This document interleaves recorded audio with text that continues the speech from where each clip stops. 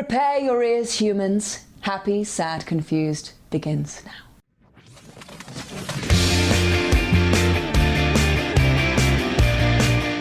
Today on Happy, Sad, Confused, Alicia Vikander on playing Gloria Steinem in her new film, The Glorias, and her comfort movie, The Princess Bride. Hey guys, I'm Josh Horowitz. Welcome to another edition of Happy, Sad, Confused with a returning guest, just her second appearance on the show. It's been a while, but so pleased to say that I caught up with Alicia Vikander, Oscar winner Alicia Vikander. She didn't have one of those the first time I spoke to her way back when. Those were the days of Ex Machina and a film called Testament of Youth. And then, of course, that all led to her Oscar-winning role in The Danish Girl. And since then, she's really had a varied and fascinating career, from dramas to action movies like Tomb Raider, and now in this historical biopic, which, you know, to say it's a biopic is disingenuous because this is Julie Taymor. This is directed by Julie Taymor, the film that she's here to talk about today. This is The Glorias. It is, of course, referring to Gloria Steinem, the icon, the feminist, the woman that has been so influential to the feminist movement in the last 50 years. And she, you know, she's, it's tough to play an icon. It's tough to bring humanity to an icon, but I think Alicia did it, and I think Julianne Moore did it. This is a film in which Gloria Steinem is played by two accomplished actors, two Oscar-winning actors. They share the role at different points in Gloria Steinem's life. And as I said, it's directed by Julie Taymor, so you know it's an interesting take on it. This from the, you know, visionary director of Across the Universe and theatrical events like The Lion King. She definitely brings her unique visual flair to this important story. It's on Amazon Prime right now. You can check it out for free if you subscribe. So I highly recommend you do that. And I highly recommend you enjoy this conversation today I had with Alicia, who I always find endlessly charming and fascinating to chat with. I was really thrilled that she took the time out to chat with me for this. She really didn't do, honestly, that I can tell, like much press at all, just a couple interviews. So thrilled that she decided to catch up with me. We've always had a good time together. Fun to talk to her about, you know, talk to her about her life with Michael Fassbender. I mean, how cool a couple is that, guys? Come on. Is that the coolest couple known to man? She tells me that they were going off to see Tenet that night for the first time, going to see a movie in theaters. I'm jealous. I still haven't done that myself. But then again, I'm in New York and it's not safe. And guys, I'm not ready. I don't think I'm seeing a movie in theaters this year, guys. I don't know about you, which is crazy to say, crazy to think of, but weird times. What can I say? Beyond my chat with Alicia Vikander, other things to mention: Stir Crazy, new episode on Comedy Central's YouTube and Facebook pages, as well as on my social media pages, is with the wonderfully talented and charming Jessica Alba. She's promoting her TV show LA's Finest. I've always had fun interactions with Jessica over the years. She's always down for silliness. I've done like these weird sleepover, like slumber party kind of shoots with her, and she was down for some charades, some ASMR, some general shenanigans. So check that out. That was a fun one. And then two really cool events coming up very soon. I do want to mention, I did these two events, or I'm doing these two events for Metaverse, which is the folks that, it's kind of in the stead of New York Comic Con this year. So it's the same weekend that New York Comic Con would be. Obviously, we're not doing these things in person this year, but between October 8th and October 11th, they're putting together all these cool free events on YouTube. And I have two of them coming up, which I think you guys will be very, very interested in. One of them is a 10th anniversary retrospective look back with Damon Lindelof and Carlton Cuse, the co-showrunners of Lost. Maybe, I don't know, the best TV show ever? Is that crazy to say? I mean, top 10, I would say. So 10 years since the finale of Lost. That is going to be fun. I highly recommend you guys checking that one out. And then for you Sam Heughan fans out there, and I know they're out there listening to this, a very special event, a Sam Heughan Graham McTavish trivia death match. I'm putting them to the test, testing their knowledge about each other and Scotland. It's going to be a whole lot of fun. You know, whenever I get together with Sam, it's bizarre and weird and fun in the best possible ways, and this one will not disappoint. And this time, we're adding Graham to the mix, and I've never done anything with Graham really. I think I did a small. I think I've interviewed him maybe once or twice at Comic-Con in a group setting, but certainly never like this. So that's going to be cool. I don't have the dates and times off the top of my head right now. I know it's between October 8th and October 11th. If you go to findthemetaverse.com, that's a listing of all of their events. And there are tons that have nothing to do with me that sound really awesome. And there are these two that I think you guys will really enjoy. And they're free, so the price is right. Also free today, my conversation with Alicia Vikander. Josh Horowitz, master of the segue. I hope you guys enjoyed this chat. Remember to spread the good word for Happy Sad Confused. Give us a rating, give us a review, and remember also to vote.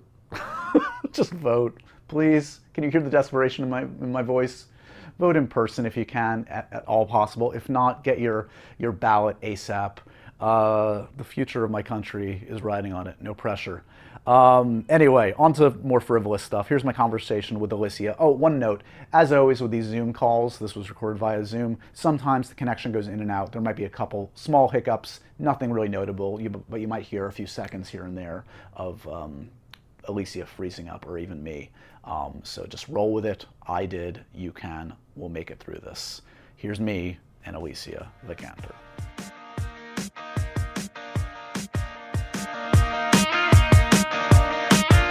Alicia, this is a bizarre time for a podcast, but we're going to do it anyway. Not quite my office, but it's good to reconnect nonetheless. I mean, it's amazing that what you can do nowadays. It's not, like I've almost gone to the point now, and I'm so kind of zoomed in that I don't even think about it so much anymore. I like that you've turned it actually works. It's pretty incredible. It's pretty incredible what you can do nowadays. All the meetings that you can have, and that you don't have to travel as much as we all did maybe before. I'm curious of what we all look like coming out of this. Like, do we actually meet people in person anymore, or are we like, you know what, that was a nice try? I mean, we're fine. I mean, I'm fine. Maybe I am becoming.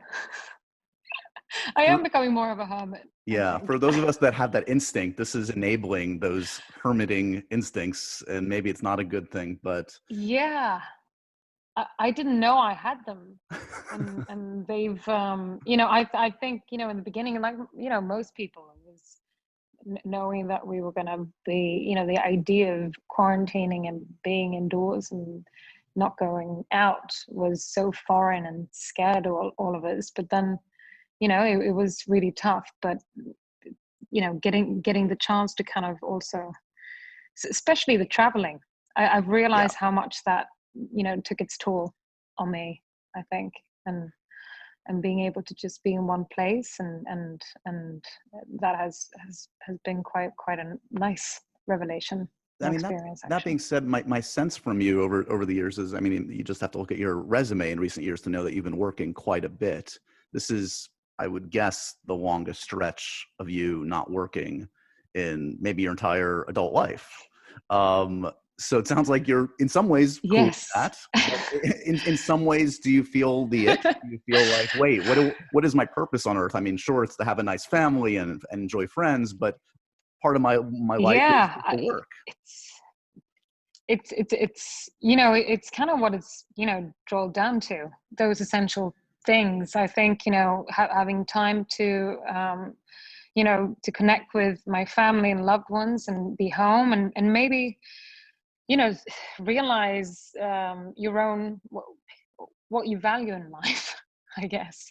I think the kind of fast-paced life and people being you're ambitious and you want to work hard, but also it's like I've been meditating a lot. It's the kind of simple things of even like your ego of it kind of drills down to all the things that you should do and exceed and do well, and suddenly I'm like I'm so happy with quite simple things, or being learning how to cook a new meal that I didn't know how to do before, and I was literally just going but to then say that also the satisfaction of making a yeah. nice meal, right? Isn't that like suddenly it becomes like a real thing? Yeah, I've been cooking a lot. I mean, for the first 10 weeks, because we ended up being in France when the lockdown got introduced. So then you couldn't, leave the house really, and there was no takeaway possibilities in that village. So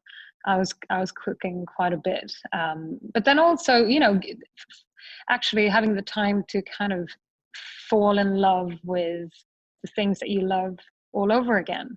I've been watching so much, a lot of classics. I've been rewatched at our house, and also working on developing projects.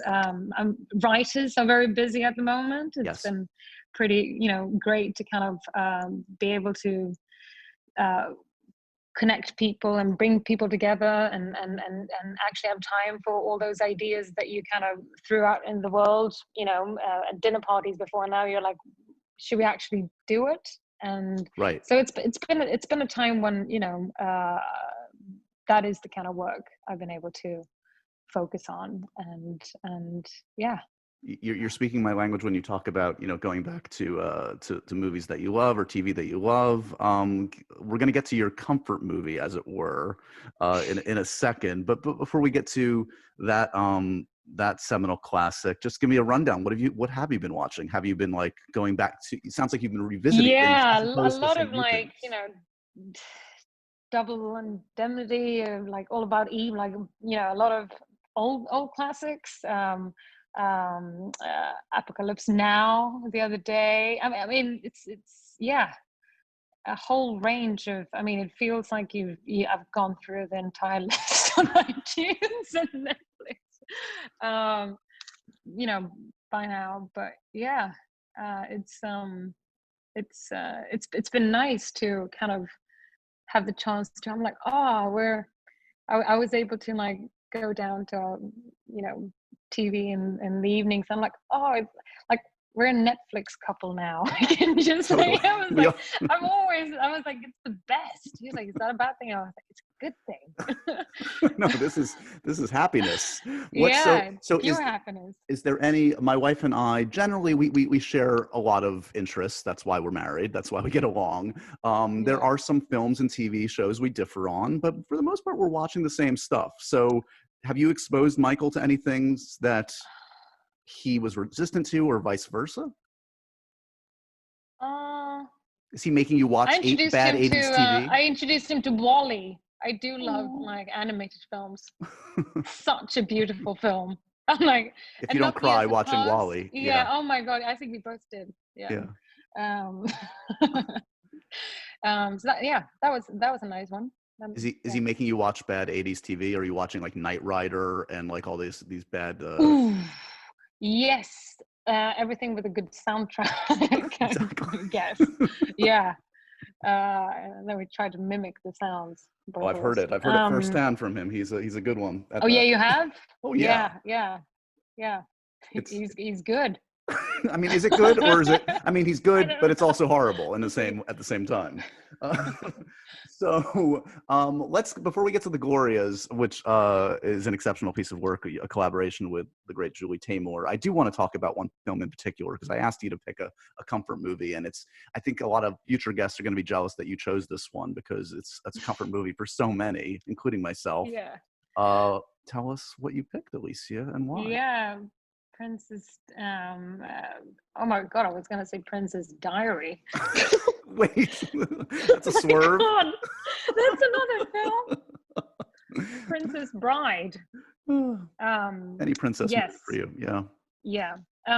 No, I chose it because it's I watched it the first time when I was like a young kid, and then it was a great fairy tale, and then I actually think it was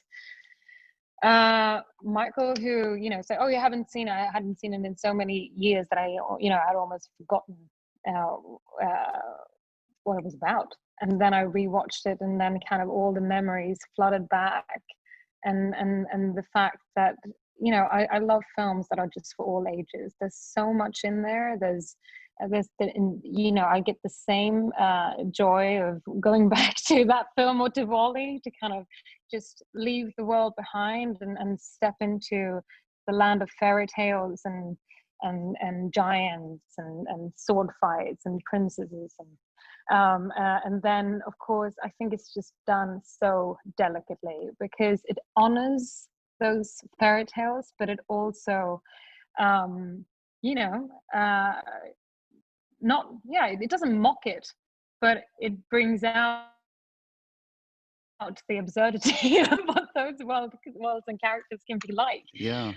And of course, it's the reason it's one of the most quotable films, I guess, there is, maybe. And it was so funny because when I rewatched it again during lockdown, when it was like, this is the kind of balm I need for my soul at the moment. And then I just love that, when he was like, why are you wearing a mask? Because it's very comfortable. I'm sure everyone will wear them in the future. I mean, so prescient. I might just Amazing. Yeah, it's pretty incredible. So it is definitely a film for quarantine life. Yeah, I didn't even think of that. That's amazing. You've hit upon many aspects of the film that I admire. Everybody knows what The Princess Bride is, but for the two people in the audience that don't know it, it's of course the story of a farmhand named Wesley who's accompanied by companions, befriended along the way, who must rescue his true love, Princess Buttercup, from the odious Prince Humperdinck. I mean, the best names. Let's start there. Just the names of the characters. Humperdinck. Who comes up with that? Unconceivable. It came out in 1987. So yeah, as you say, you were obviously way too young. You were barely alive when it came out. But I guess it's one of those films that is passed down. Robin Wright looks the same. Oh my God, Robin Wright. Robin Wright was and is the most beautiful woman on the planet. Yeah. She was, I think, 20 years old when she did this. Yeah. It's kind of remarkable to think about that. I looked up the ages. Like Carrie Elwes, I think, was 24. Robin Wright was 20. And sure, they're very youthful in it, but they're very sophisticated parts. They're very tough parts, and it's kind of amazing to see how they were.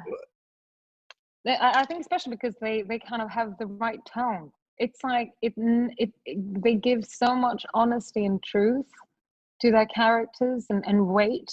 And it doesn't matter that it might be the silliest things that they, say or verbalize, but it's always so kind of sincere. Yeah. And as the fairy tale should be, and the big questions that are brought up, it's all about love and compassion and and isn't that something that there's, because in the film, for the people who don't know, it's the grandfather starts the whole film by starting to read this bedtime story to his grandson, and then I think he interrupts the story a few times and he asks questions and he says, he asks, but what, you have to help me out. But he's like, well, life isn't always easy, or that's what it's all about. Sometimes it just doesn't work out. Well, that's the funny and then thing. Of course he gets upset because it's a fairy tale, so then they have to go back and see what happens because he won't believe it. He won't believe that it won't end happily ever after. It is an amazing line this film toes, because as you said, it's kind of this classic fairy tale, but it is self-aware. It knows what it is. It has kind of winks at the audience a little bit, and that can really go into kind of lame parody, and somehow it instead becomes, it's very earnest in many ways. It's the sweetest possible love story, but it's also has such a sharp wit. It's so it's so well clever. written. It's so clever. Yeah. And that I think they must have had such a joy making that. You can just see words, how the actors are enjoying themselves. I'm a bit jealous. It's written by the great William Goldman, who's one of the most esteemed screenwriters in the history of film, and it was based on his own book. It was directed by Rob Reiner. This is the second Rob Reiner comfort movie somebody has chosen. Zoe Kravitz chose The American President, which I love too. There was a 6 or 7 year period when Rob Reiner especially was just nailing it time and time again, and yeah, those films just I return to over and over again. You mentioned that it's probably one of the most quotable movies of all time. My name is Inigo Montoya. You killed my father, prepare to die, inconceivable. There must be a lot of those places where you can go and see this film with like fans, and they talk the whole movie. Oh, I I'm wonder if sure. they do the Rocky Horror kind of thing. They should if they don't. Yeah, I was taken to one of those and saw the film The Room for the first time maybe like 14 years ago, Yes.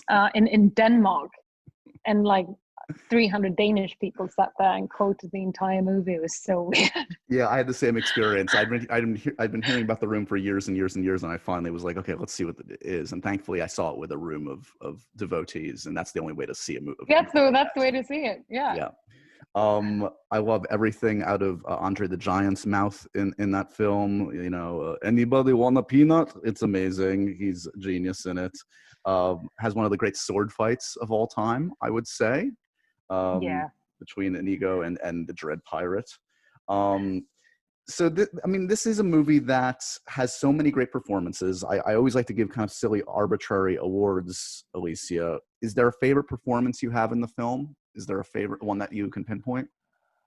Oh, I know. I mean, I think it's just, I would probably the child in me would just, because that's where I learned about Robin, and I think when I was a little girl, I wanted to be her. Right. So I think that was probably one of the most extraordinary performances I had seen, and to go back and revisit her, and like you say, really kind of acknowledge how kind of beautifully she handles the way to you know keep the sincerity and realness of this performance whilst it being you know crazy fairy tale. I think it's really admirable, and yeah, I will go with Robin. She yeah, and she continues to kill it in every performance. Have you met or worked with Robin? I've It's interesting. She actually it's very close to a writer that I made a film with, that I became very close with. And it was one of those things when I actually met the writer, I was like, oh my God, I know you work with Robin. I'm such a huge fan. And she promised me we were going to meet, and we talked about it and tried to make it happen. It still, just haven't happened yet, but I'm sure it will. It will. Yeah. Favorite is there a favorite scene in the film? There I could pick a half dozen, if not more. Oof, yeah, that's the thing. The beauty with this film is that you can just have it in the back of, whatever you do, you can just have it on. And it's like then you return, and then, Yep. I do think I really enjoy him climbing up the mountain before the sword fight. I think that's one of my absolute favorites. If somebody made the horrible idea to remake this movie, which should never happen because Oh, this is one of those that's just why touch perfection. What role would you want to crack at? Is it the obvious? Do you want to play Buttercup, or is there a different no, one? I think if the world would allow me to play Spanish and allow me to have a Spanish accent, I do have one of my closest friends is Spanish. He has I will just have him teach me and say that, kind Nice. of give me the okay button to do it. That yeah, and I get to sword fight I was gonna say, too. how's And, how's your I've sword always wanted to fighting? make a revenge movie, like action movie. So this might just be mine. Well, arguably you've done one kind of ginormous one already, so you could do another one. It's a long career. Um, Talk to me a little bit about. I'm curious, going back, who in your life, was it family or friends, like influenced your taste in film most? Do you think growing up? Did you find your own My way? my mom, Yeah. I would say, yeah. I mean, she's an actress, and she, we um it was really, I come from a quite humble background, but she gave me an enormous kind of treasure and education in film and art. And what I give to her is that I didn't really know as a kid what she did, and how much effort and time, and what, I anything from, being in school, and we read about Shakespeare, and I probably at 10 had already either seen movies or read probably all plays, or she had read them for me, or and she introduced me to a lot of European art house films. And then on my dad's side, I will give it to him because he's a big. He's a doctor. I think it goes hand in hand. Actually, in his office, he has half of his books are like science, and then half of them are fantasy, science fiction. And he says it's the same thing. It's what connects my different parts of my brain to do what I do. And so with Dad, it was a lot of adventure movies and Star Wars and Tolkien and like Japanese books. And so actually, I give it to both my parents. They've been pretty amazing at introducing me to a wide range of things. That sounds like the perfect And two sides. the films that Dad loved, my mom maybe wouldn't take me to, and vice versa. No, so it's sure. kind of perfect. You get the populist kind of genre stuff from Dad, and kind of the art house stuff from Mom, and it's perfect. It's like when my dad came with me to the Oscars, and we've been like saying hi to De Niro and Streep and like everyone, and then suddenly he was like hitting my arm real hard. I was like, ow! I was like, damn, what? And he's like, wait a minute, like that girl. Who is she? Is she? I was like, yes, that's Daisy Ridley, Dad. She's like, I knew it. He was like, and then in the green room, not R2D2, the new robot, the BB-8. orange round one. Yeah. Thank you. I can help in this respect. Trust me. Yeah. He came in, in the green room. Pretty incredible. He was like, the robot was hanging around there for for quite a bit. My dad was very excited. You could connect him to Donald and Oscar from Ex Machina. Make his life. That was actually the first film that my dad came and visited on set. So I think he had read that script and he had been quite thrilled about me doing this film. So he was like, I think that's the one. And it was pretty sweet because we shot some parts of it, the beautiful kind of exterior shots in Norway. So he came there, we stayed in these little like wooden huts by the fjords, and then he was there on the last day. So he kind of saw how emotional we all were when we had to say goodbye and finish up the film. And I think we ended up with the helicopter shot as the last one, and then we got in the car, we drove for like 12 hours back to Sweden. That's pretty cool, over the mountains. Yeah. So speaking of Ex Machina, it was around that time that I guess I probably first met you. I think I did. It was the first time I met you, was you and Donald. And so that's about 6 years ago or so. And that was, as I recall, and you came in for the podcast, and you had like 5 movies out that year. It was like it was one of those things where it was all just kind of coming together for whatever reason. It just happens. It happens for certain actors at certain times, and that's when it happened for you. I'm just curious, like looking back with we have a few years perspective now, what did that time feel like? And was it intimidating to kind of suddenly go from somebody that was, trying to make it in the business to suddenly somebody that was getting opportunities and suddenly had to make choices? Yeah, I think it's hard, and this might be a good thing too. Like I know now, looking back, that I did not reflect over it at the time and did not know that it was happening. It was almost like not, that doesn't mean that you're not, aware, because you constantly like in your brain saying like, how can this all be happening? Because it was so far away from anything I thought I would ever do in my life. But it was also so intense, and like, I just don't think I ever had the time to think. And then it was pretty tough, because then the feelings, without having reflected over anything, kind of came over me sometimes. And it was, I felt quite, mixed with all the feelings of thinking that this should be the happiest time of my life. It was pretty intense and pretty like low, it was pretty overwhelming. It is. I would imagine it's a bit of a mind fuck, because people like me on red carpets and everything, like every other question is like, this must be the greatest time in your life. You must be loving this. And of course you are, but it's like, you're living a real life and it's a lot. Yeah.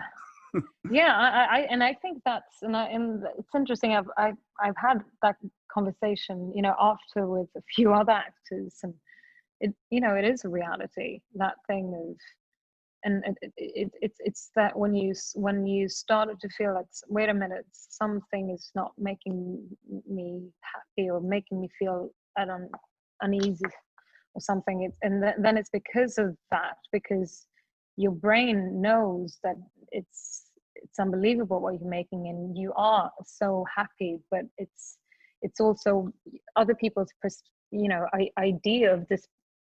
You are you, but it's very fast. You create a persona Yeah. out of yourself that other people see, and you even see it from an outside perspective, and then it kind of sometimes don't go along with your own idea of your own self, and then you need to come to terms with that, and you don't have time to do that because it's just happening. So it's like, yeah, it was such, I think making those films were the most amazing thing, but the kind of, you don't have any training of being let out like, because you don't know what that is. I didn't know, getting out, doing interviews and the kind of press tours and everything. Yeah. So yeah. Well, I But imagine it goes back to what you were saying at the outset. Part of the reason why you are where you are, why you're in Lisbon, why you're not in the middle of Hollywood, and all of it, is yeah. perspective, is to like retain some sense of normalcy and sanity and real life. Yeah, and I think with the time and kind of maturing into it as well, and then now I think I'm enjoying it much more. Like it's interesting. Like so it's I'm not saying that it's bad. I think it's just the unprepared version of it. Yes, and there's That no rule it book. quite There's no guidebook stressful. for it. Yeah, Yeah, yeah, exactly. And after a while, you're like, oh, now I know what this is, and then you kind of see it for what it is, and then you start to enjoy it, and then it's kind of narrows down to, like, as we all know, living in a world where everything's so fast, and even not only celebrities have the experience of having comments thrown at them, or people have ideas of who they are. I mean, it's kind of an everyday life thing now. Every kid growing up will have to learn how to do it. yeah. So after a while, I think it's good, and now I know the perfect balance, and I love being able to live here and have quite a separate private life, and then really kind of go for it, and I will look forward to hopefully with the films coming out next year, of course. With Gloria, it's a lot of Zooms, Yeah, but yeah. it would be amazing to be able to do, and go and actually release the film and talk about it and meet people and do all of that. So for this one, you mentioned Gloria's, as I mentioned early on. For those that don't know, this does tell the story of the icon that is Gloria Steinem in a unique way, as only Julie Taymor would tackle. Julie Taymor doesn't do things by the book, and that's why I love her. You share this role in a way with the great Yeah. Julianne Moore, kind of in a way with the great Gloria Steinem herself. Yeah. Talk to me about, is Taymor kind of like the deciding factor in something like this? Like, biopics are interesting, but a twist on a biopic. Julie and Gloria. Yeah. I would say, to be able to. I mean, for me, I was aware of who Gloria was, and had seen interviews on TV, and read certain articles that I've come across with her, and in the news. But I don't think I had been as well introduced maybe to her as some of my American friends. So for me, it was like a real joy, and of course a lot of women, like my girlfriends even in Europe, or their mothers and my own mother have relationships, and with the idea of Gloria and tears, and so it was a joy to kind of pick up the memoirs and of course get to meet her. Also very daunting. Yeah. And then and sharing a part with, I mean, of all people that I thought I would share one role with, it's probably not Julianne Moore, but it's pretty incredible that when I saw us in the end, I was like, we do look quite different, but it was almost like Gloria was in the middle of us, and we were able to Yeah. meet somewhere in the middle. And then with Julie, and when I spoke to Julie the first time about her making this film, what I loved was that I had read, first draft, and it's of course, I don't want to know if it's a giveaway or not, but it is several Glorias Yes. in this film. And the beauty of it, I think, is that there's a simple idea that I think we all carry with us through a lot of ages, thinking, what would I say if I met the younger version of myself, or what would I ask if I met the 30-year-older version of myself? Who will I be? Can I be the same person? Can you change? And that's not something that is brought up in this film, where those these Glorias get to actually meet, Yeah. and have chats. It's a, her story is a profound story. I mean, she, you can't be a citizen of the planet Earth, especially in America. I mean, she was my college commencement speaker. I've interviewed her. It's always been a privilege to be around her.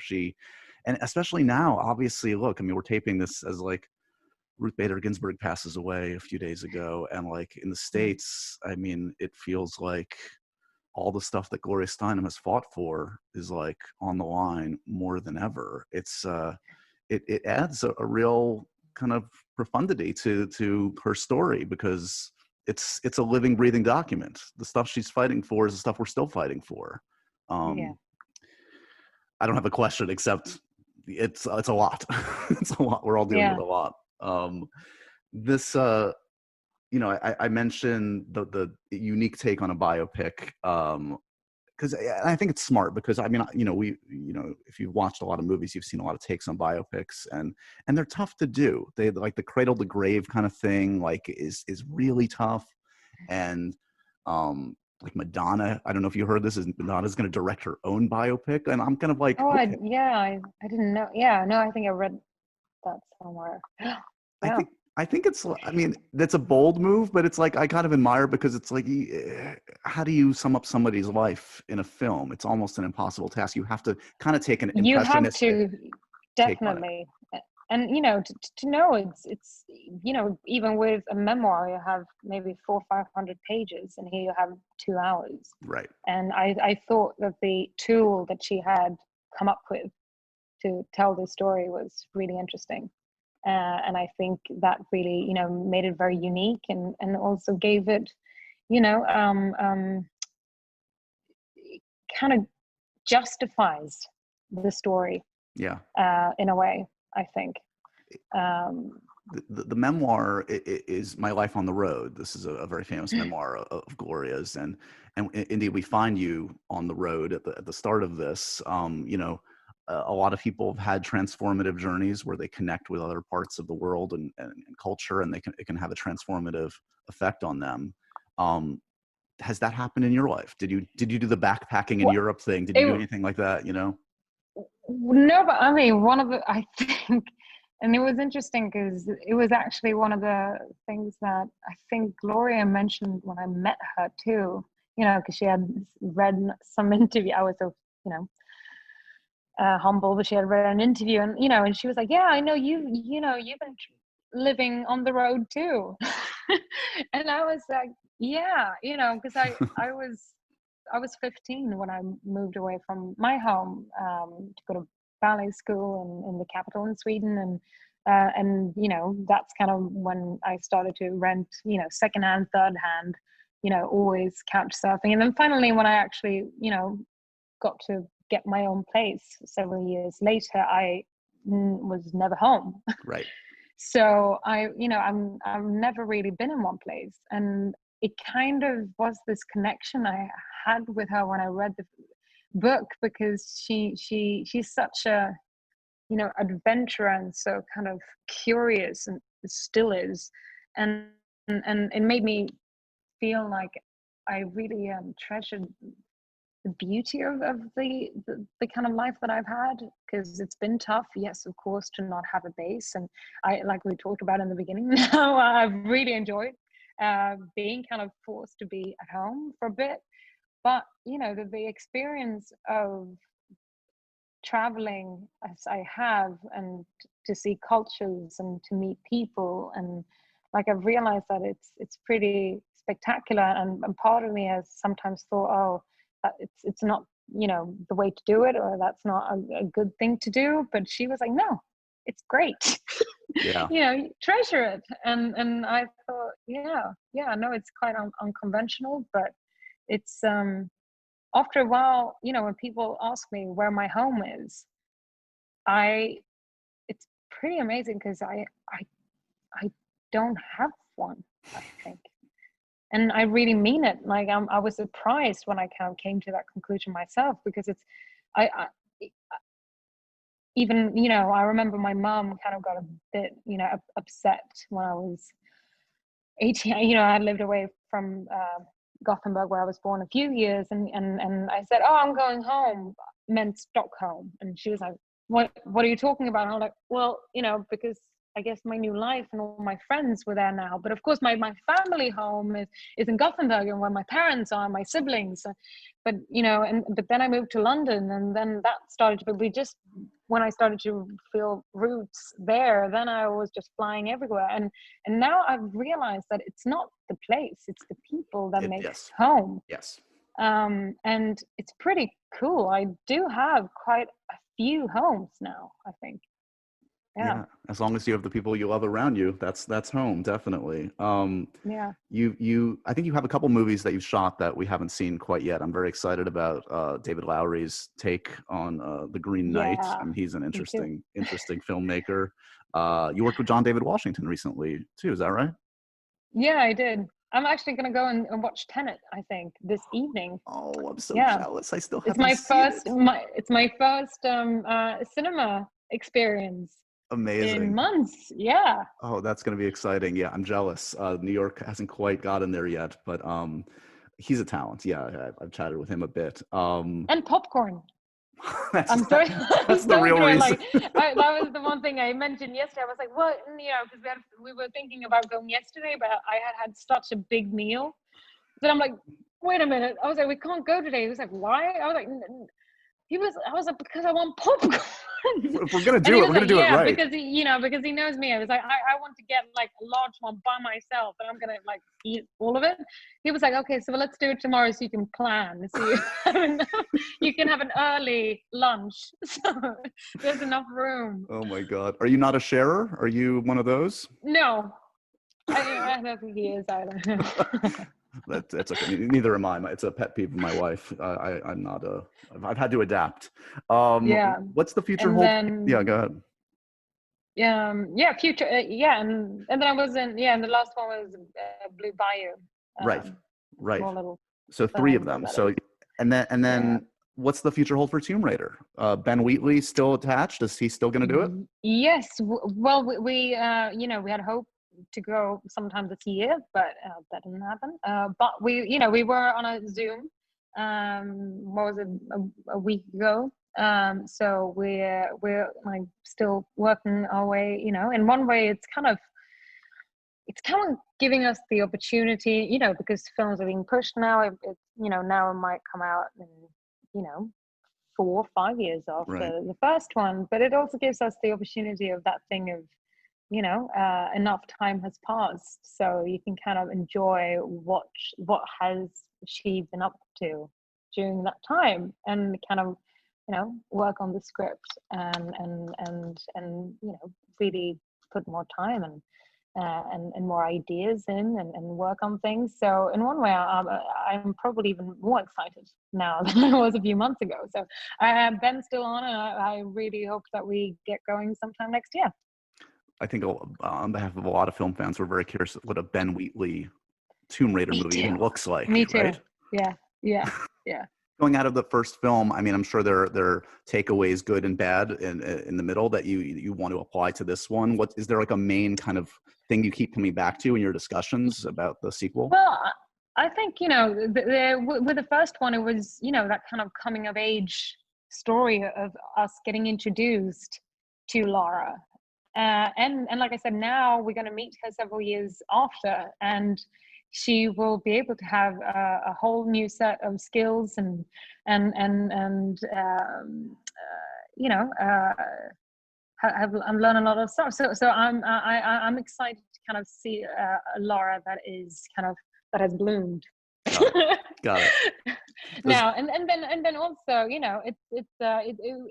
love the survival elements that we had in the first film, that are very much part of the games. But I've also, part of me, I do still go back and look at the early, games, and love the kind of wit that they have, and I hope to want to incorporate, especially because in the time we live now, I think we just need to have a bit more fun. So that's my hope and aim for this film, and I think Ben is a great person to handle that kind of tone. Yeah, I'm excited to see his new his Rebecca the film. Yeah, me too. That should come out just any It's time soon. now. Yeah. The trailer looks really good. Yeah. So what's does that fill your hero quota? What's all this talk about the Spider-Woman stuff a few months back? Was there anything to that? Have you talked to them about? Oh, I mean, no, it's only like it's nothing. And no, I'm a huge fan. So It's just nothing putting till it it's out there something, in the basically. universe. Right. Have you gotten in contact with Olivia Wilde? Now she's on board. Apparently, she's the one. Yeah, I read that, and she's pretty incredible. Yeah. I know that she's making another film now first, and I'm already very excited to see. Oh yeah, that's got an amazing cast. Yeah, it does.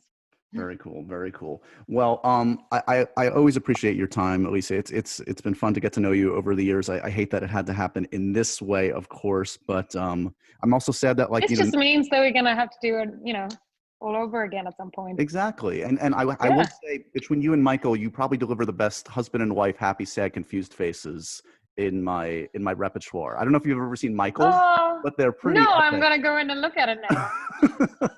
You guys might want to get into a competition because you're both clearly talented at pulling faces. Yeah, we do a lot of those. Thanks again for the time, and again, I hope to see you soon. Yeah, thank you so much. Take care. And so ends another edition of Happy, Sad, Confused. Remember to review, rate, and subscribe to this show on iTunes or wherever you get your podcasts. I'm a big podcast person. I'm Daisy Ridley, and I definitely wasn't pressured to do this by Josh.